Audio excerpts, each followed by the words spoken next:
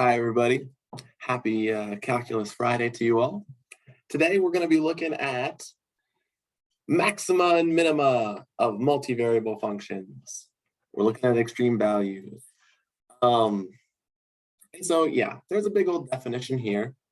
I think you probably have a decent understanding of what absolute maximum, absolute minimum, relative maximum, relative minimum are all, pretty intuitively. In the multivariable sense, we've got x and y as inputs and z as our output. So we're looking for z values for maximums. We're looking for relatively smaller z values for minimums. And you can tell that you're at a relative maximum, say, by looking around at all of the function values around you. And, in the definition here, it says some open region containing the point that you're standing at. And if all of the function values are lower than the point that you're standing at, that means you're at a maximum. So if you're standing at that point and you look all around, all of the other function values are smaller, you're a maximum. That's great. Pictures there.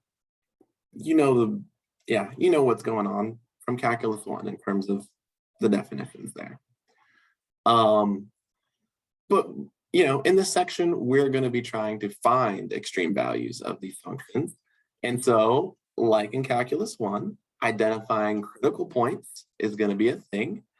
And again, that, just like Calculus 1, falls into two different cases. First case would be when the partial derivatives equal 0.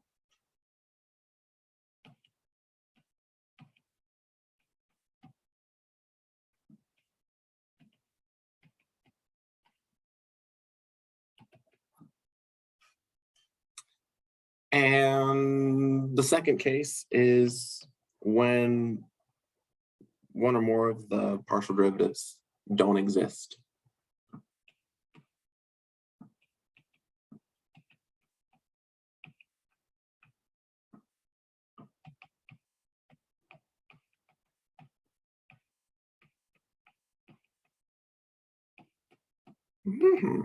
Okay.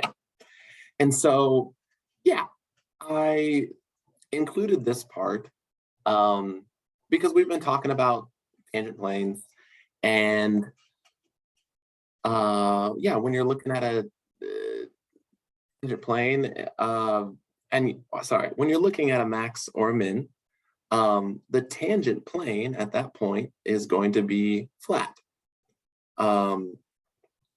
And so that's why it's important to have a partial derivative in the x direction and a partial derivative in the y direction equal to 0. Remember from one of the last sections that we just looked at, this part right here is the tangent plane, right? And, the only way that we can make this, perfectly horizontal tangent plane is if the partial derivative with respect to x and the partial derivative with respect to y are both 0, because then we just get z equals some z value and it's just a flat plane. We're going to be looking for when the partial derivatives are equal to 0. And actually, if you wanted to think about it this way, you could think about, sorry, that wasn't a good one. When the gradient of whatever function you're looking at is equal to 0.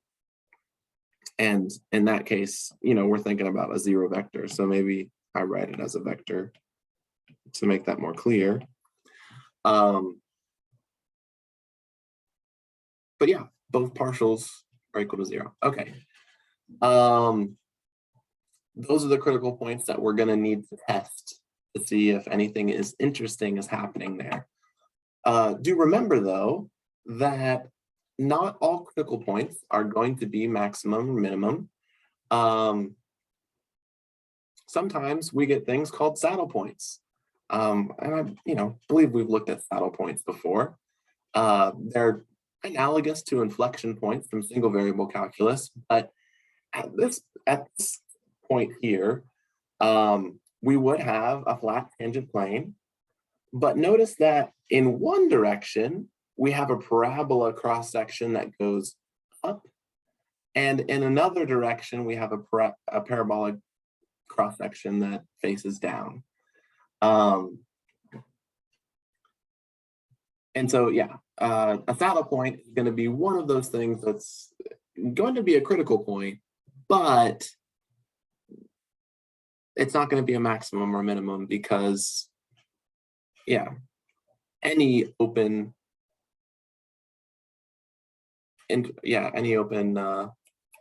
set around there would contain values above and below the critical point. So yeah, saddle points, those are our enemies. That's not, they're like the false maximum and minimums. We want to find maximum and minimums. Anyways,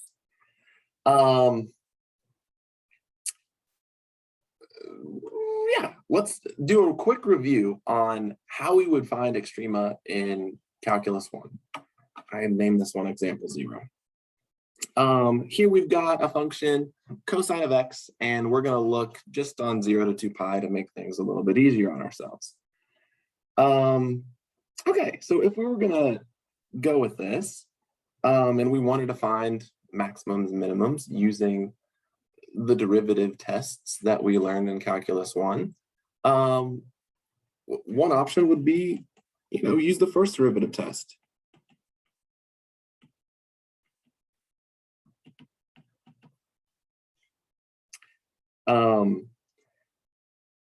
And the first derivative test would involve finding a first derivative.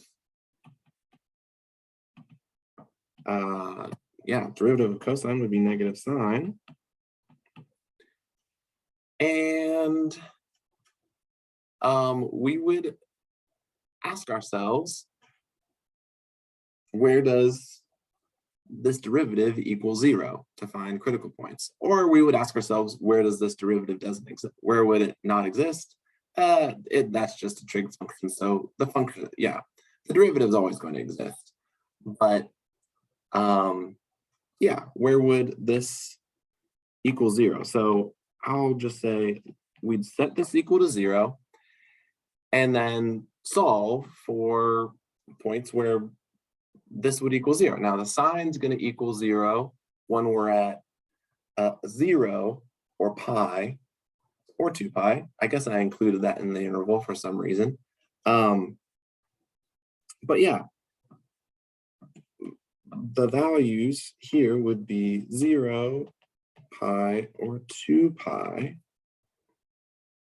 for that first derivative test. And since 2 of those points are on the boundary, we would just kind of test those individually. We would know that we have to plug those into our original function and see what we get. Here we would get 1, and here we would get 1 when we plug both of those in the cosine function.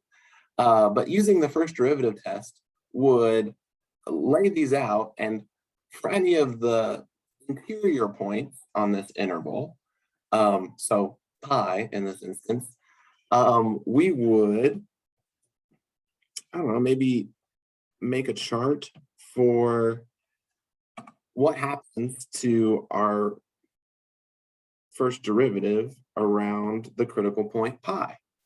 And if we looked a little bit to the left of pi, I don't know, maybe we throw in pi halves. That's between 0 and pi.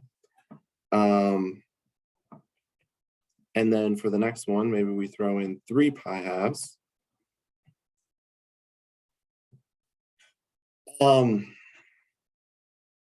If we evaluate the derivative at pi halves, we'd be taking negative sine of pi halves. Now the sine of pi halves is up at 1, so this would be a a -1 when we put in pi halves for this function.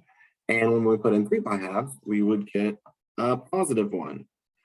But since the first derivative has changed from a negative value, which would be a negative slope, into a positive value around the critical point pi, this would be a minimum.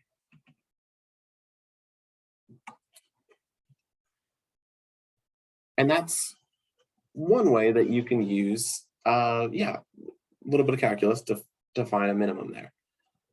I brought this up because this first derivative test, not going to work for us in multivariable calculus. Think about what we did here. We tested a point to the left of pi, and we tested a point to the right of pi. And in the multivariable context, we're dealing with more than just one axis for our domain.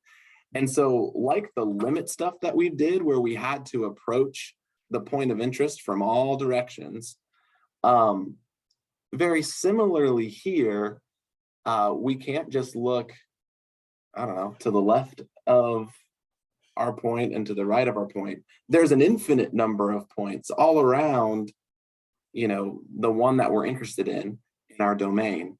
And so a first derivative test is not going to be possible. Luckily, in Calc 1, remember that there was also a second derivative test that used some concavity, or that where we thought about concavity.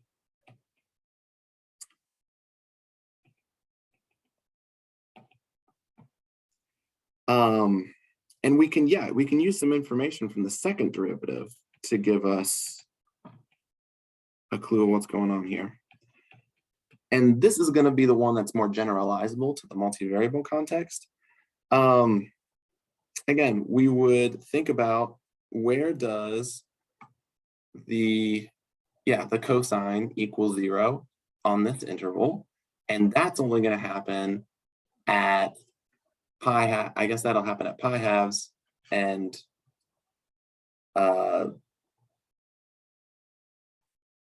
negative pi halves or 3 pi halves. Okay, so if we set this equal to 0, although, okay, I'm doing the second derivative test, but that's actually not, okay, that's actually not what I'm interested in doing here. I was about to set this equal to 0, and we could have found some inflection points, and that would have been cool. But more than that, I actually want to bring the second derivative to bear on the critical points that we identify with the first derivative test. So actually, okay, I'm going to cross this out. And it's not really a second derivative test. It's just good second derivative, I don't know, information. Because while plugging in pi into the derivative gives us 0, and that's really boring. It doesn't tell us whether we're at a maximum or a minimum. If we plug in pi into this,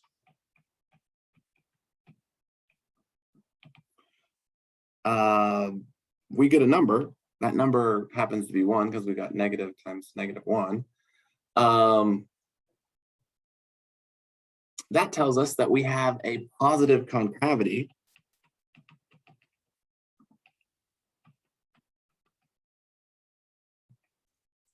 And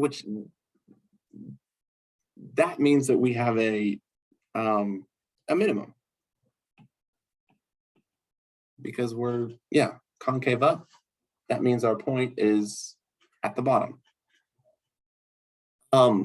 So actually, we're going to be using information from the first derivative and the second derivative to make some conclusions about our multivariable extrema. So get used to that, or get ready for that. We're going to use the first derivative to find critical points. we're going to use the second derivative to decide whether we're at a max min or even a saddle point. Okay. Example number 1. Find the relative extrema of this function.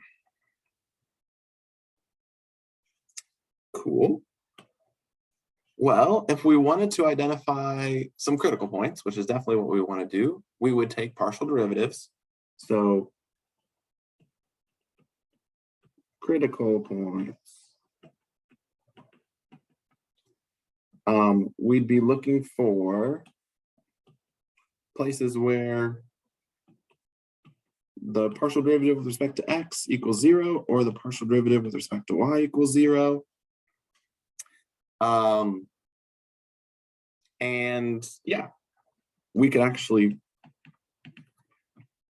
take those partial derivatives. We get 2x plus 6 for the partial derivative with respect to x, and we get 2y minus 2 for the partial derivative with respect to y. And so if we set each one of these equal to 0 and solve, we would get x needs to be equal to -3, and y would need to be equal to 1. So the point -3, 1 is a critical point.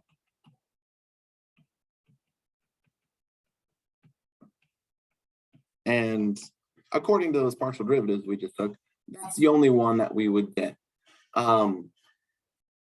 Those are both linear functions, and so they're going to exist for any x's or y's that we put in there. So there's no hope of finding critical points where the derivative doesn't exist. That could be a possibility in the future. But yeah, by this first derivative test, we've identified that we've got one critical point, and now it would be up to us to, I've said we're going to use some second derivative information in order to get there. And how about let's do that? It's not something that is done in the book at this point, but let's take some second derivatives and see what happens. All right, so if we take the partial derivative of x with respect to x again, we would get 2. If we take the partial derivative with respect to y again, we would get 2. And if we looked at the mixed partial derivative, and remember that since this is, coming from a parent function, according to Clause's theorem, these mixed partial derivatives would be equal. So, I could even write this, but either way, those would be 0 in this one. And so a way to think about this is that in a purely x direction, we have positive concavity. In a purely y direction, we have positive concavity. And this is a little bit weirder. This is more along the direction where y equals x. You're thinking like diagonally along the axes rather than along the axes. You're looking diagonally for these mixed partial derivatives. We're going to look at this soon. But the fact that those are 0 is actually a nice thing. We're going to see that these mixed partial derivatives they're our enemy for finding maximum and minimum. We love it when these two both exist, when they agree. When they're both positive, that means we're at a minimum. When they're both negative and these don't get in the way too much, we would be at a maximum. So in this case, we are going to be at a maximum, and we're going to go into more details about how to analyze all of these second derivatives together. But yeah, positive concavity, that means we're at a min. And yeah, if we looked at the graph real quick, you can see that, yeah, oh, great. Obviously, there's a minimum there at -3, 1. Cool. Yeah, good enough for now. Let's go back to OneNote. We're going to talk about this Hessian soon. And actually, we might do that. We might do that right now.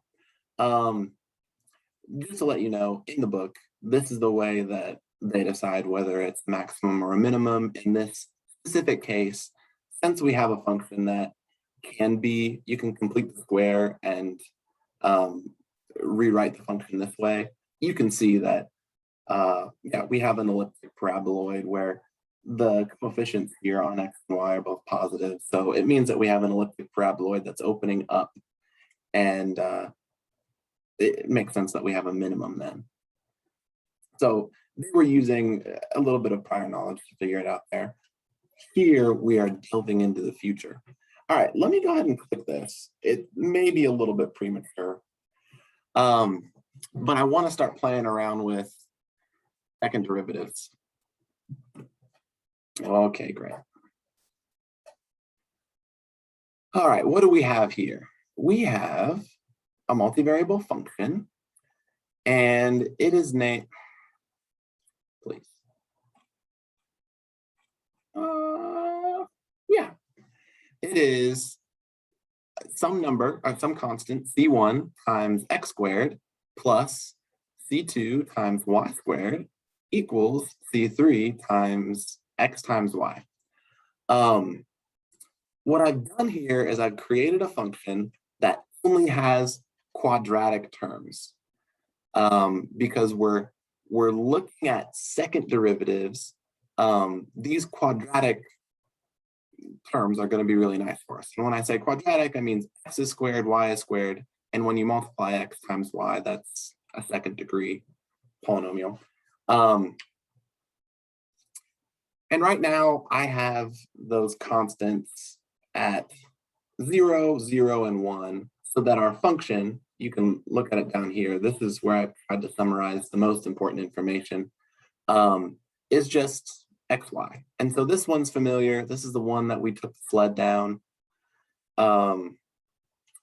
But obviously, at the point 0, 0, we have a saddle point here. We've got the downward parabola cross section. We've got the upward parabola cross section. Actually, I'm going to make these curves there.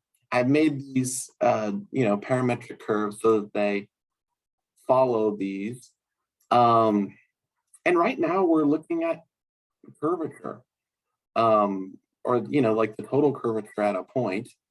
I guess in geometry class, we called this Gaussian curvature.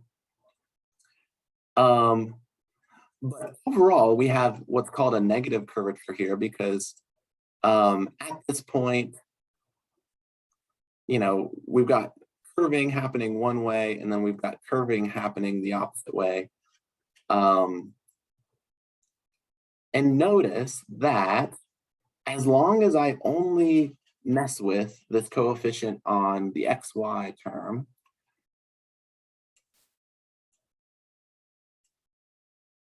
here, I'll just let that go.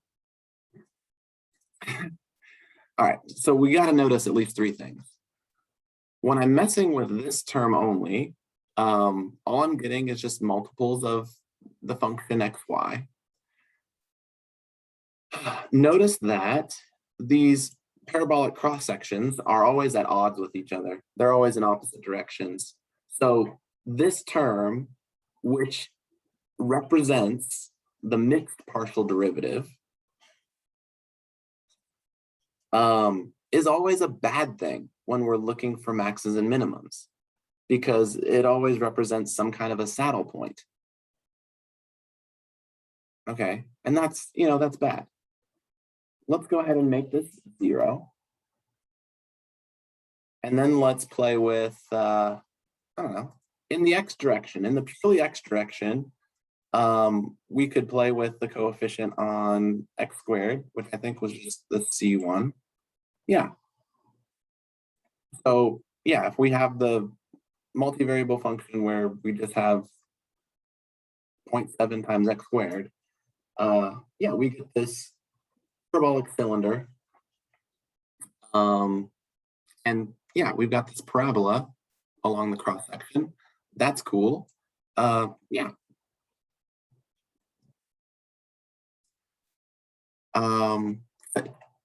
That's good for this point. Notice that if we bring the coefficient on y squared to agree there, and I've marked this curve here in green, show you that in both directions, in the x and the y direction, we're both, going in the same direction. So concave up in both ways. Positive number for each of the second derivatives in the y direction and the x direction. Yeah, this is good. This is happy. We have a minimum. Notice here, for this mysterious quantity, which sometimes is called the discriminant and sometimes called the Hessian, we've got a positive value here. And we can use these terms to make a saddle point. So as long as one of them's positive and the other one's negative, we get those opposite quadratic things happening. Bad news. But yeah, the moral of the story is when these things agree, when they're both positive or both negative, and the xy term, the mixed partial derivatives, don't interfere too much, we're good. Here we have a maximum. That's great. If we let these get too out of hand, the mixed partial derivatives, notice that this Hessian number transitions from being a positive number where we have a maximum and it becomes a negative number, and that's precisely when we get a saddle point and the mixed partial derivatives have won in this epic battle between, I don't know, second derivatives. Okay, so that's at least an introduction. We're trying to wage war between, yeah, second derivatives in the purely x direction and purely y direction. Those need to agree for us to have any hope of a max or a min. And then we need to hope that the mixed partial derivatives don't mess it up bad, because the mixed partial derivatives are always going to be a bad thing, whether those mixed partial derivatives are positive or those mixed partial derivatives are negative. Those mixed ones are always bad. They always are creating saddle points if we let them get out of hand. Okay.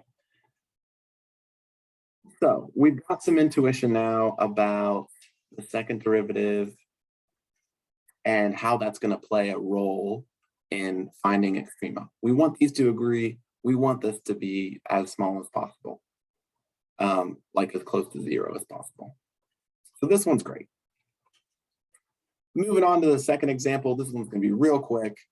This is kind of a quintessential example of a saddle point where we don't have any xy term.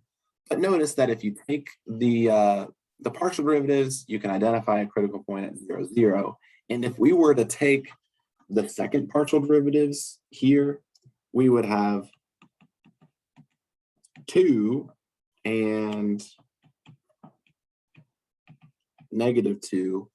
And so since those don't agree, we definitely have parabolas heading in opposite directions, and there's no hope for having a maximum or a minimum. Cool. Now we're going to look at the theorem, which is the big idea for today, the second derivative test. And I know it's a lot to look at right now. I would say don't feel like you have to write it down at the moment because we're going to try to make sense of this. But let's take a look at the cases at least. If we've got a function f of xy and we've got continuous partial second derivatives on a disk around the point of interest, and we're at a critical point where our first derivative is equal to 0, then we have a relative minimum if this Hessian is greater than 0. We have a relative, we have a relative minimum if the Hessian is greater than 0 and our partial derivatives are opening up.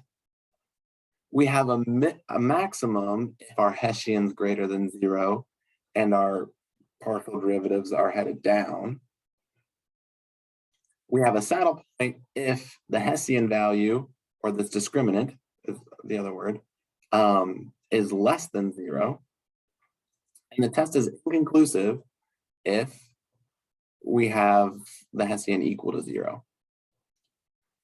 In order to make sense of why we're testing this a little bit more than we already have, it would be cool to look at approximations of a function at a point, and specifically quadratic approximations of a function. So again, a reminder with single variable functions, for some function f of x at x equals 0, or at a point x is 0, if we wanted to make an approximation that's just a constant approximation, we just set something equal to a y value and we're done. For the best linear approximation, we would have the tangent line. And for the best quadratic approximation, we get this thing. And there's a 1/2 here in front of the second derivative, primarily because once you take two derivatives, there's a 2 that shows up here. And that's going to happen for a lot of, all functions fundamentally, because we can represent all functions as a Taylor series. And you guys learned about Taylor series in calculus 2, hopefully. But yeah, this thing's going to show up all the time when you look at the Taylor series for a function. So this 1/2 belongs here as, a compensation for that happening. Real quick, as an example, let's see the best quadratic approximation for the function cosine of x. And again, we're back into just single variable calculus here. So here's cosine of x, and if we want to make a best constant approximation, we would bring our horizontal line and say, oh yeah, actually putting our horizontal line at y equals 1, that's great. That's the best constant approximation of this function at that point that we could possibly do. The next one, for the the tangent line part, we want for our linear approximation to be the tangent line, and actually at this point we'd want to leave that at 0, still have the slope to be 0, so that we still have a flat tangent line, because that's what it is around x equals 0 for cosine. For this one, what coefficient on our x squared term would it be? Negative 1/2 is the best one that hugs this cosine function the best. And yeah, we could do this at a lot of different points and do all that good stuff. But I guess I wanted to just highlight that for cosine, the constant approximation is meh. The linear approximation is the same as the constant one, but when you get to the quadratic approximation, you actually get something that is, appreciably close to the actual function for a ways around x equals 0. So quadratic approximations are a thing. They're kind of cool. They're not emphasized in this book too much, but I think it helps make sense of the second derivative test, because what we're looking at here are, quadratic functions with quadratic terms when we're looking at second partial derivatives. Let's scroll down here and think about, okay, multivariable functions. Here, this would be a plane where we have a z value equaling some, z equaling some z value. That would just be a horizontal plane. This linear approximation would be the tangent plane. That would look familiar. And then on top of that, there's a quadratic approximation where we're either going to be an elliptic paraboloid, and that's going to be really nice, or we're going to be one of those hyperboloids that has a saddle point in it, and that's going to be bad. How do we decide what kind of thing we're at? Well, back in one of the earlier sections, I think section 9.5, there is a classification of conic sections here where we just have a general function with a bunch of coefficients on x squared, xy, y squared, blah, blah, blah, blah. But as a definition, we've got an ellipse if what's called the discriminant here is less than 0, a parabola if we've got this equal to 0, and a hyperbola if this quantity is greater than 0.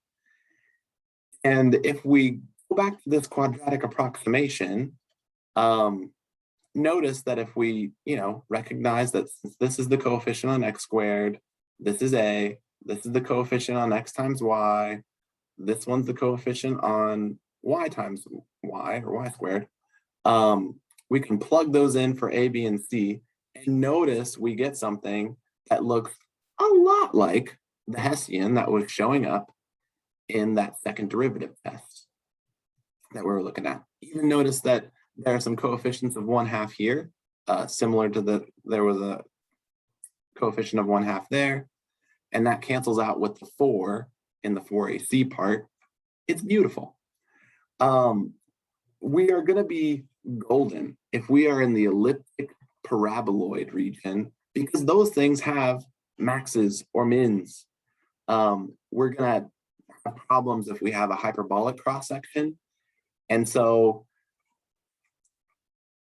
this test is really giving us an indication if we're going to have an elliptic cross-section or a hyperbolic cross-section for the saddle point. And then we look at whether it's pointed up or down to decide whether it's max or min. I had a GeoGebra thing here. Let's click it. All right, so here we've got, I don't know, egg crate, a bunch of wavy stuff. But this is the multivariable version. Let's look at our constant approximation. Ooh, it's the flat plane. Ain't no thing. Our linear approximation, the tangent plane. Notice that, this is just the general tangent plane, so we can move this around and, sorry about that. This works nicely as a tangent plane. And then, boom, quadratic approximation. Notice here that since we're close to a maximum, we have an elliptic paraboloid. If we scoot down into kind of this trough area where we're in between kind of two relative maximum points, but we're not down to the relative minimum point, this is where we get a saddle point with our quadratic approximation. But notice how well that kind of hugs the function when you're close to it. And you'd get one that you get an elliptic paraboloid that opens up when you're at a minimum. Yeah, these quadratic approximations are super cool, and especially for a bumpy surface like this, a quadratic approximation is going to give you a much better estimation of a function than a linear one. Like, the tangent plane. That one doesn't mimic the function very much at all. Okay, so going back to this. We want to get an elliptic cross-section. We don't want to get a hyperbolic cross-section. So again, this is the conditions that we're looking at. And really what it boils down to, do the signs on XX match with YY? And if those signs don't match, then there's no hope for having a max or a min. And if those do match, then you calculate the entire Hessian. And if the Hessian's positive, great. You have a max or a min, and you can test whether it is a max or a min. That's what it boils down to. Let's go ahead and apply this. Example number 3. Use the second derivative test to classify critical points of this multivariable function. Cool. Is this the same one that we had before? Nope. Okay, different. Good. Ugh. All right. First thing, identify critical points. So we take first derivatives. Partial derivative with respect to x would be minus 6.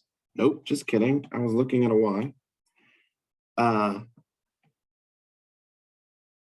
6x from that third term and minus 6y for the last term. Partial derivative with respect to y would be 12y minus 6y squared minus 6x, since the x is just kind of hanging out as a constant. Okay. So our critical points are going to happen when both of these are equal to 0.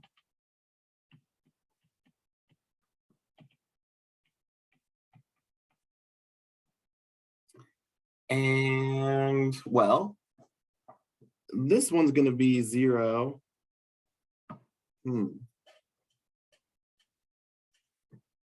When x is equal to y, we would have 6x equals 6y, and then you can just divide both sides. This one, we're going to need to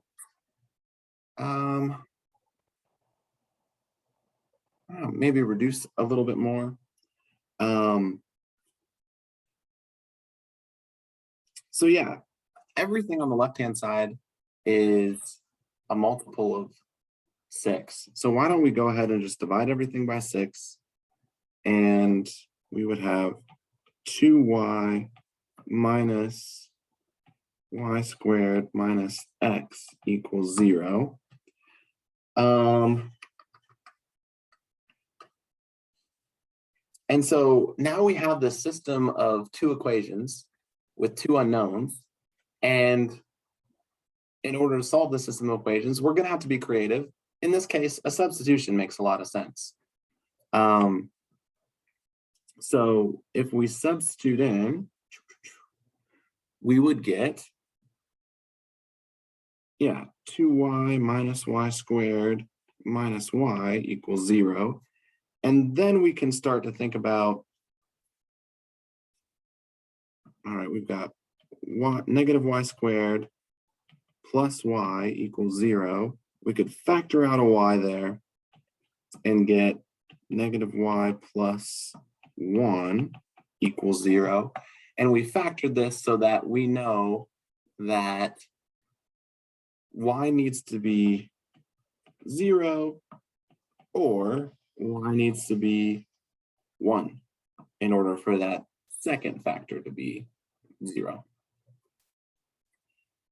And that means we've found 2 critical points, because along with that, we could have, since x is equal to y, for this one, we're going to get critical points of 0, 0, or 1, 1 when we plug that back into the system of equations that we had. We get 2 critical points here. I hope that's right. I think so. And yeah, let's keep going.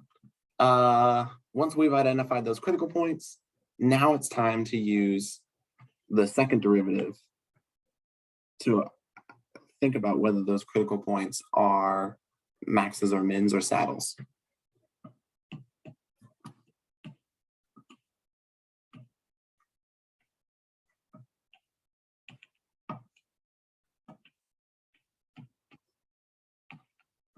Okay. So here we take partial derivative with respect to x again of the first one, and we get 6. We take partial derivative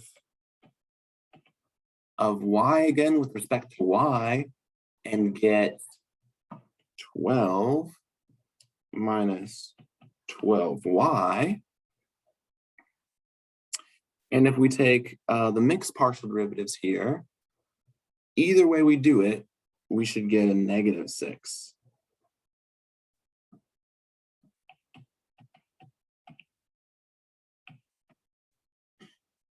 Right? Yeah. Okay, so that is handy.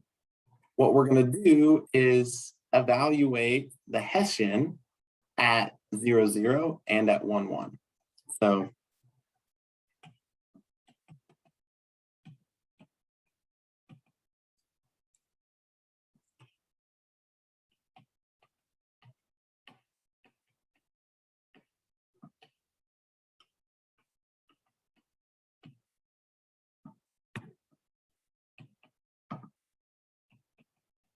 critical points, okay, cool. Yeah, at 0, 0, we would have 6 times 12 minus negative 6 squared. That negative 6 being the mixed partial derivative, and this 12 coming about when we put in 0 for y.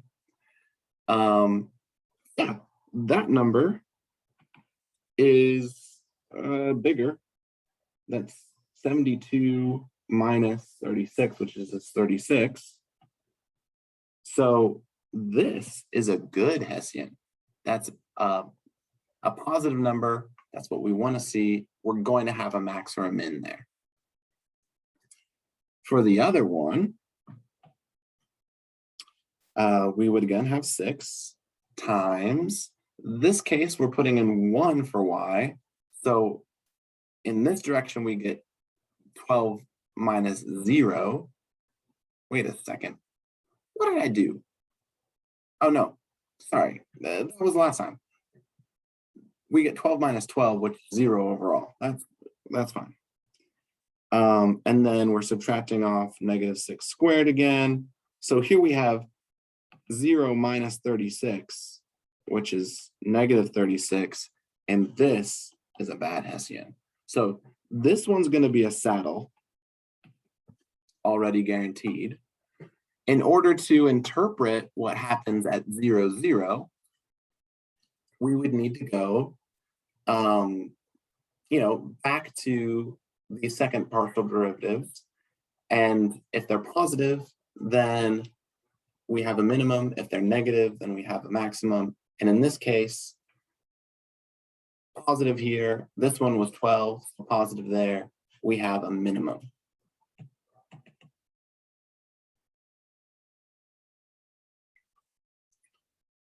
And so hopefully there's 2 critical points and we've identified everything. Let's take a look at the graph to make sure.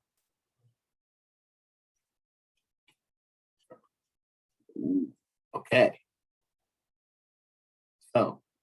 At our point 1, 1, notice that we're at a saddle, like we said before.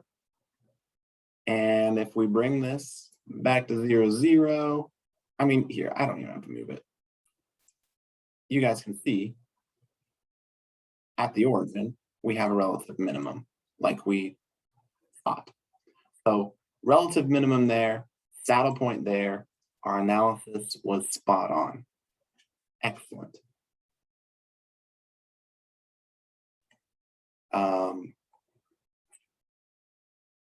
Cool. And again, I'm going to try to post these GeoGebra links in the YouTube description. So if you want to look at them, you can.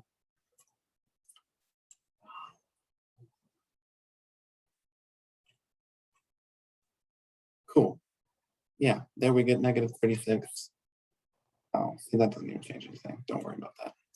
Okay, let's go on to the next one. We're good here. Okay, so that was example 3. 2 critical points, min, saddle. We use the second derivative to analyze according to the Hessian. Positive Hessian meant critical point, negative Hessian meant saddle point. Okay, example number 4. I have a bunch of stuff written down already. I hope that's not too disappointing, but I feel like we're running long. It's, you know, what time is it? 6:30 on Wednesday. So yeah, hopefully this isn't taking too long, but I can feel it taking long already. We're using the second derivative test to classify the critical points of this function. This one's going to have a lot. When you take the partial derivative with respect to x, you get 3y minus 6xy minus y squared plus 2xy. And when you take the partial derivative with respect to y, you get this whole mess. 6 plus 3x minus 3x squared minus 4y minus 2xy plus 2x squared y.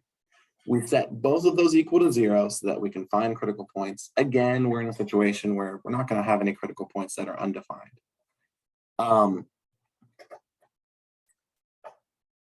So in order to get a grasp on where we can find solutions to this system of equations, we can factor what we have as much as we possibly can. And because the problem has been cooked this way, when we factor things, in the top one, we're factoring by grouping. Factoring by grouping is going to be a useful thing here. But when we factor them, we get a product of linear factors. And notice that within these factors, x's and y's are separate, which is wonderful. But again, we've got 2 equations with 2 unknowns, and there's a lot going on here. The way that we can analyze and find critical points is figure out what values would make, say, the partial derivative with respect to x equals 0. And that would be y equals 0 or y equals 3 or x equals 1/2. And then make separate cases for each one of those as we plug those values into the equation for the partial derivative with respect to y. So if we plug in y equals 0 into our partial derivative with respect to y, in order to reduce it down so that it only has one variable, that makes this y kind of disappear because it turns into a 0, and we're just left with a factor of -3 out front. But it gives us a quadratic equation in x, and we're able to say that x would need to be 2 or -1 in order for this whole expression to equal 0.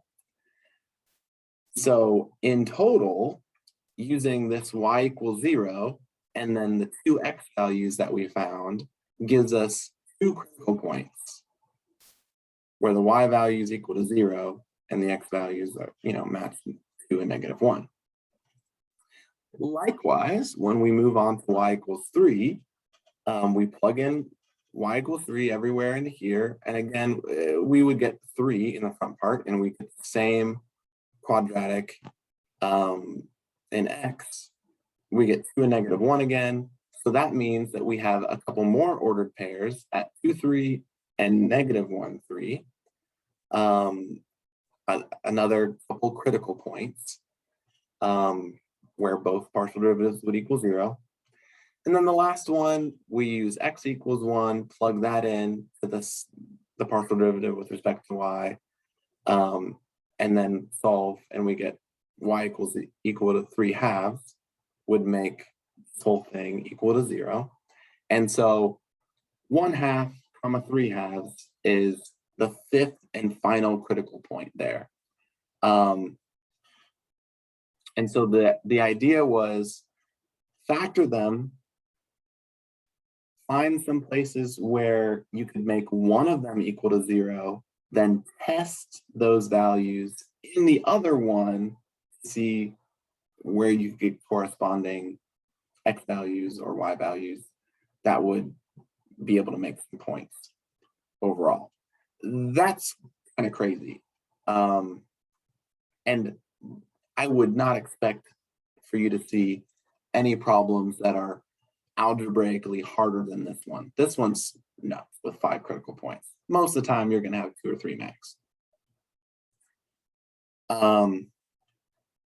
Okay, looking at the second derivative test, again, I'm being kind of lazy here, but I think for the focus and the sake of time, we could take some partial derivatives, again, from what we already found.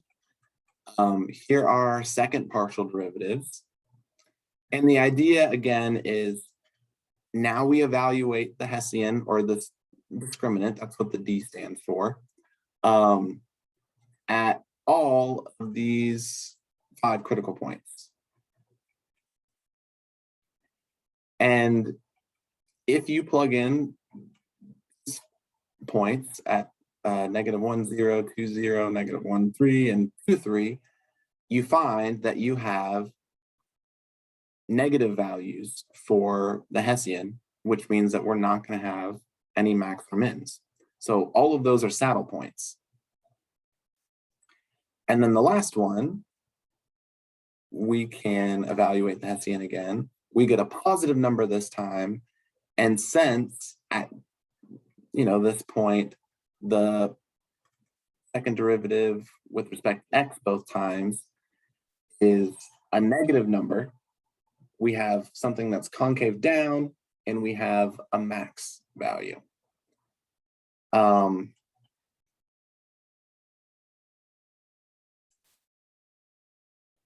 And sorry, I'm not giving you enough time to really copy all of those down, but the moral of the story is we've got 4 saddle points and 1 that ends up being a maximum.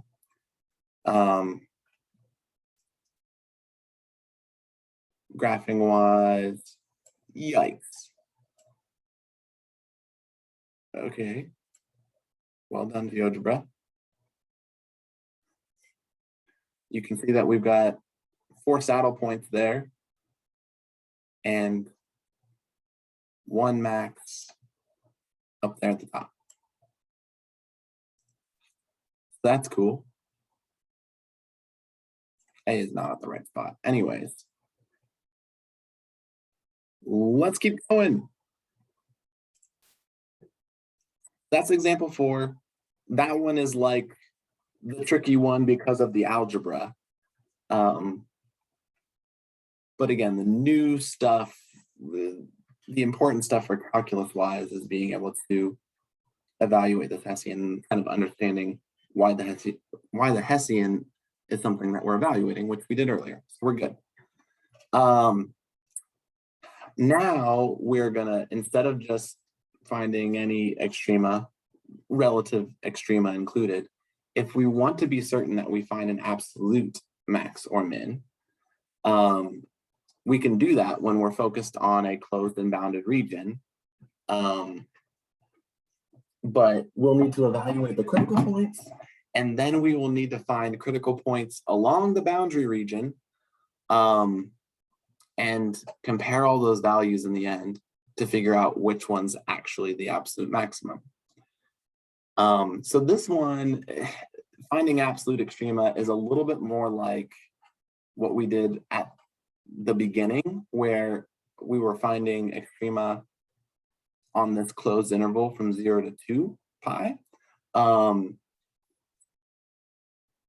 Yeah, because then we were finding the maxes and mins, and we could be confident that the maximum was equal to 1, the minimum is equal to -1, if we actually plug those into the function values. So anytime that you're doing that, you need to test the endpoints, and you need to test any critical points that you find in the middle. So same idea down here. We test any critical points we find in the middle, and we test any endpoints or extreme points that we find on the boundary.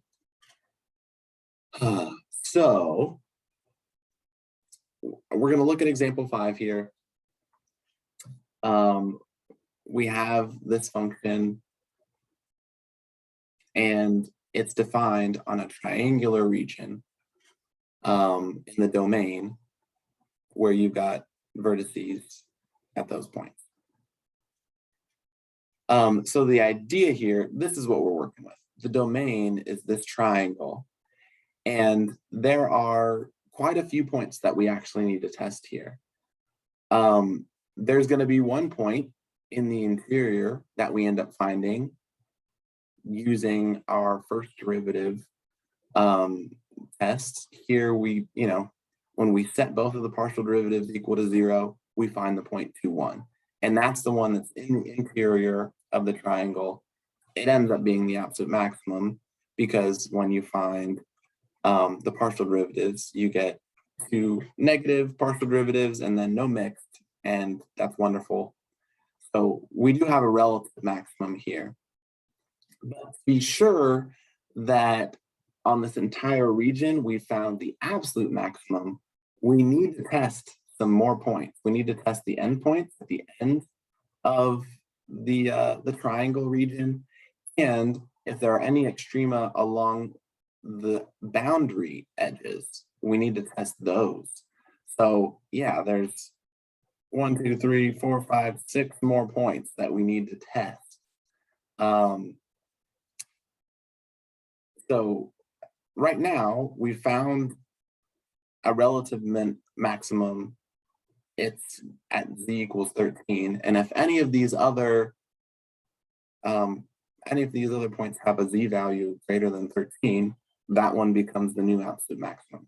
Here we know it's just a relative maximum for now.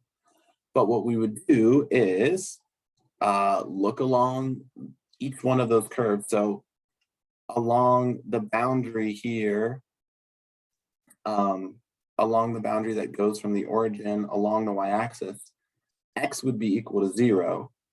So we can put in x equals 0 into the original function that we have to get something that's simpler and only has one variable. And then we find, the extremum of this. And along that curve, the endpoints, this endpoint's equal to 8, this endpoint's equal to 0, this max point is at 9 along this. So 8, 9, 0, we went along this curve. Similarly, if we went along this curve, y would be 0 the entire time. So we would get this function, and finding maxes along this, we would test the point 2, 0, which is 12, and 4, 0, which is the endpoint. We would get 8. So 12 is kind of close to 13, not quite there yet. And then we'd have to go along the line x plus y equals 4 to go along the hypotenuse of this triangle. And that means making the substitution that y equals 4 minus x. You can do that. And then again, you've got an equation that you're just doing single variable calculus on. And once you find the max there, it's not quite as big as 13. It's like 12 and a half rather than 13. So it's close, but 13 is actually the absolute maximum. So when you're on a closed domain, not only do you have to do the critical point stuff, but you've got to do critical point stuff along the boundaries and the endpoints as well. This, though, is important. I don't know, if you want to maximize something, profits if you're in a business, efficiency if you're, I don't know, making a car engine. Yeah, this is important stuff. This is the last example, I promise. Yeah. Example 6, it's fine here. The way that we solve it here is worse than what we will see on Monday. So this is going to be a little bit gross, but we're actually going to do an application. So we have a well-known parcel service that specifies that packages in one rate category must be boxes whose length plus girth is no greater than 84 inches, where length is the longest side, girth is the perimeter of the cross section. What dimensions in this rate category maximize the volume of the box? And what is the maximum volume? So if we let x be the box's length and y and z be the dimensions of the cross section, then we can come up with a function for what we're trying to optimize. We're trying to optimize volume, so it makes sense to look at v equals, length times width times height. But we're under the restriction of, this category where the length plus the girth, 2 times y plus 2 times z, for the perimeter of that cross section, equals 84 inches in total. And so we've got something that we want to maximize and a function that is giving us a restriction as, to what's possible. We're going to learn a technique next time called Lagrange Multipliers that's going to be used under these same kind of conditions. But for right now, in order to make this possible for us to do, we haven't done anything yet with 3 variable inputs. Good grief, we're going to stick away from that right now. We're only working with 2 variable inputs for these functions. And so we can use the restriction, make a substitution. Here we're making x equal to all the rest of the stuff. And now we just get a function of y and z. So now that we have 2 variable inputs, it's going to let us do that second derivative test the way that we would like to. And again, we're going to have to worry about the boundary a little bit. That'll come. The first one, though, let's find some critical points. We take a partial derivative with respect to y and a partial derivative with respect to z. We get these things. And if z equals 0, coming from this first equation, then the bottom part would be either 0 from the y over here, or 42 from the inside where it's 42 minus y. And if y equals 0, that means this entire partial derivative is equal to 0. And so when we plug in y equals 0 up into this one, we would get that z equals 0, or z is equal to 42. Again, we would get that up here. And so, yeah, that gives us 4 critical points to try. No, yes, 4 critical points to try. Z equals 0, y equals 0. Actually, 3 critical points, duh, because 0, 0 is the same thing in both situations. But either we've got 0, 42, or 42, 0, or 0, 0, the points that we're going to plug in for the critical points of V. The only other time this could be, so yeah, those are good according to when either the Z over here equals 0 or the Y here equals 0. Now we're going to test when can we make the 42 minus 2y equals Z, or the 42 minus y minus 2z, those parts equal 0. And there, we would make a system of equations between these two, and eventually get down to y equals z by doing an elimination. But the y equals z part would mean that we could go back into either one of these and plug in y or z for the opposite one, solve this quadratic equation, and when you solve the quadratic equation, you would get 14 for the value. So there are 4 points that we need to test, and what's nice is, 3 of these are kind of at the boundaries of our region. This critical point happens when the length and the girth are 0. This one is when the length is 0 and the girth is 0, or sorry, the length is 42, the girth is 0. 0 then 42, all of those volumes are 0. Those aren't boxes. This one is actually a box where the length is 14 and then the girth is 14, which actually makes it a rectangular prism rather than a square. But the volume here ends up being 5,488. So this whole mess of figuring out the critical points, that's objectively gross. 4 different critical points.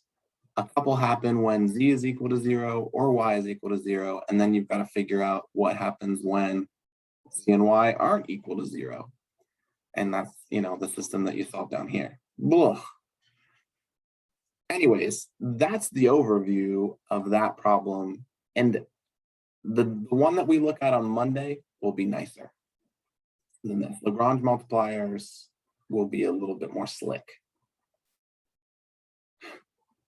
All right, I will talk to you then. See you Monday. Have a great weekend.